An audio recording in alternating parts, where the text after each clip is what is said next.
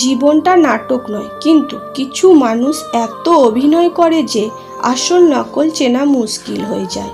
সত্যিকারের মানুষ হৃদয়ে অতটা জায়গা করে নিতে পারে না যতটা নিকৃষ্ট ও ছলনাময়ী মানুষ তৈরি করে।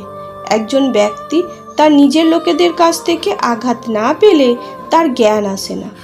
জীবনে এত বেশি ঠকেছি যে আজকাল কেউ ভালো কথা বললেও মনে হয় কথার ভিতরে কোনো মতলব আছে।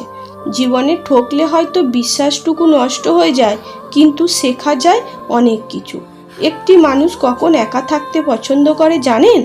যখন সে ঠকতে ঠকতে নিজের মূল্য বুঝে যায় কোথায় তাকে প্রয়োজনে ব্যবহার করা হয়েছে, কোথা থেকে শুরু করা উচিত এবং কোথায় গিয়ে থামতে হবে। আমরা আমাদের ভবিষ্যৎ পরিবর্তন করতে পারি না, কিন্তু আমাদের অভ্যাস পরিবর্তন করতেই পারি। এই অভ্যাসই নিশ্চিতভাবে আমাদের ভবিষ্যৎ পরিবর্তন করে দেয়। তাই নিজের মূল্য অন্যকে বোঝানোর জন্য প্রথমেই আপনাকে যেটা করতে হবে সেটা হলো আপনার অভ্যাস পরিবর্তন করতে হবে। নিজেকে সস্তা সহজলভ্য বানানো বন্ধ করতে হবে।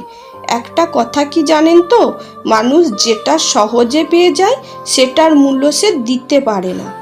সে আপনার যোগ্যতা যাই থাক না কেন, নিজেকে সফল ব্যক্তি বানানোর চেষ্টা চালিয়ে যেতে হবে, কারণ একমাত্র সফল ব্যক্তিদের মূল্যই সবাই দিয়ে থাকে। কিভাবে সে এই সফলতা অর্জন করলো তা কেউ দেখতে যায় না। একজন সফল ব্যক্তি জাত, ধর্ম ইত্যাদির বিচার হয় না। অন্যরা তখন আমাদের অনুসরণ করে যখন আমরা সফল হতে শুরু করি। জীবনে সর্বদা এগিয়ে যাওয়ার চেষ্টা করুন। হ্যাঁকে হ্যাঁ এবং নাকে না বলতে শিখুন।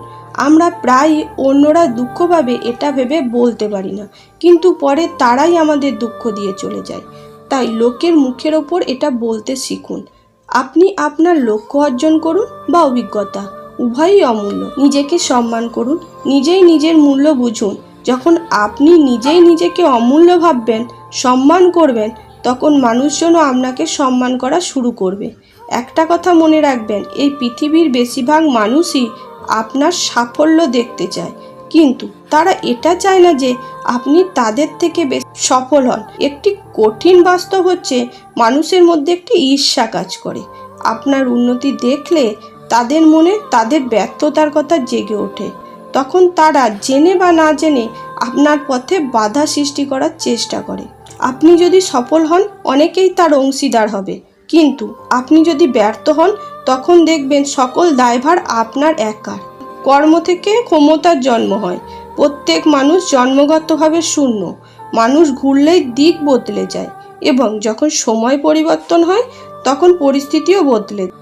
ভাগ্যের দ্বারা কর্ম পরিবর্তন আমরা করতে পারি না, কিন্তু আমাদের কর্মের দ্বারা ভাগ্য অবশ্যই পরিবর্তন করতে পারি।